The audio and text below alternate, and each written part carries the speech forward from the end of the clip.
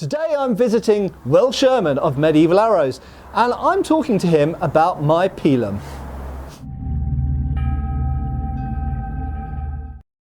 Hey folks, Matt Easton here, Schola Gladiatoria, and Will Sherman of Medieval Arrows. I'll stick a link below if you want to check out what Will does. Now, you've probably seen him before on my channel and also on Todd's Workshop channel as well.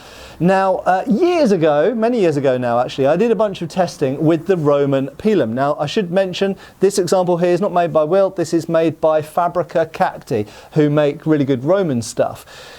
Now, when I did my testing, this was before Todd subsequently did his testing with Pila and came up with lots of interesting data and results. If you haven't checked out Todd's videos, please do, because they're awesome. And also, if you haven't seen my videos on the Pilum with my far more amateur throwing, but nevertheless against various different types of material, check those out as well. I'll stick some links below. But I got to thinking, I have been meaning to reprise my testing of the Roman Pilum for a while now, because I think we need to look at different types of Pilum, and we need to look at different constructions, and we need to look at different materials of being thrown against, armour and other things.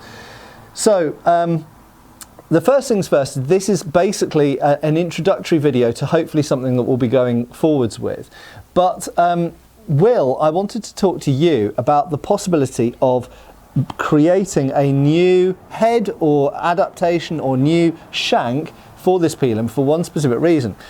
When I was originally testing this, and I can't remember if I made this public knowledge, I discovered that these heads are made of essentially wrought iron / mild steel.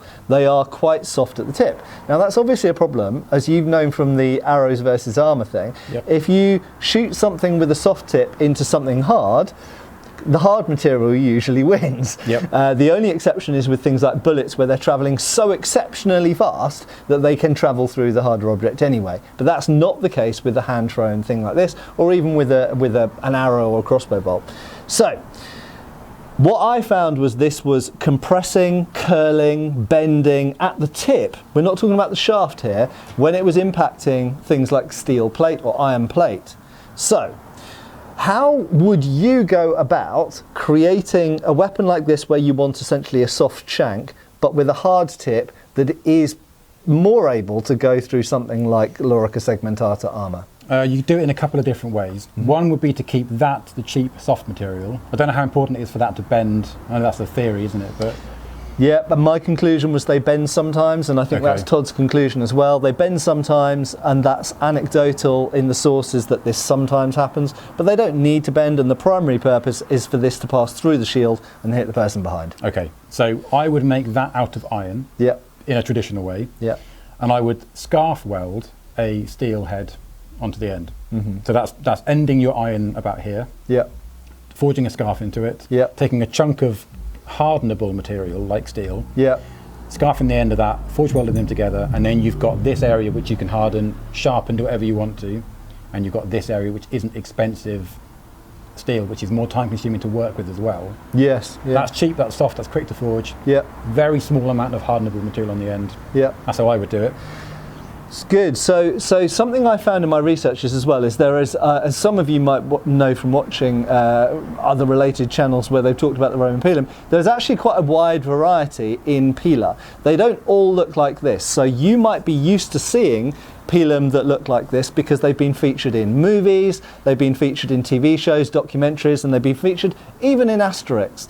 And they pretty much always look like this. But there are a whole bunch of archaeologically found Pila which don't really look like this for a number of reasons. They have different shaped heads, they have different length shafts, different thickness shafts, some of them even have barbed heads, they have different wooden shafts, they have different attachment points, there are socketed ones and tanged ones, and they have even additional weights on them sometimes as well. So hopefully in the future I'm going to be looking at some of these different types of Pila.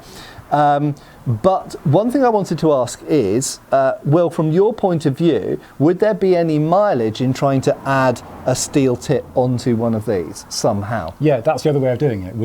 Rather than doing it in two pieces, you do the whole thing in iron, and then you've got two options. You could then forge weld a very small amount over that iron point, So a sleeve kind of. Well, like a staple. Right. So like you forge it into that shape and you forge weld it over. Like a horseshoe. Like a horseshoe, yeah. The great thing about that is you've got steel where you want it on here, and you've got barbs coming off the end. Yeah. Which is quite a cool way of doing it. Which we see on angons and some arrowheads, which you construct. Like a Type 16 arrowhead is exactly what that is. You've got an iron core, and then you forge weld your steel edges to it, and do whatever you want to them. You can cut them off, or you can bring them out into barbs, which is.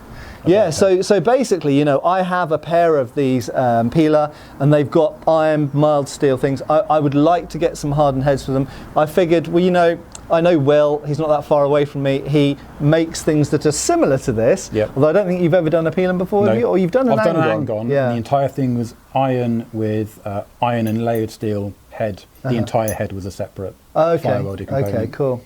But, you know, I think it might be an interesting new project and maybe something that you guys might be interested in seeing unfold. So there we go. That's all we're going to say about it for now.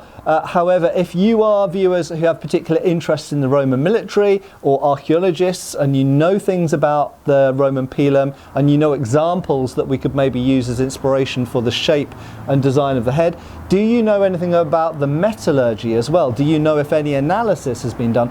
I know that there are books, and you can't always believe what you read in history books, unfortunately, because when we start looking at the actual archaeological data, we often find the history books are wrong.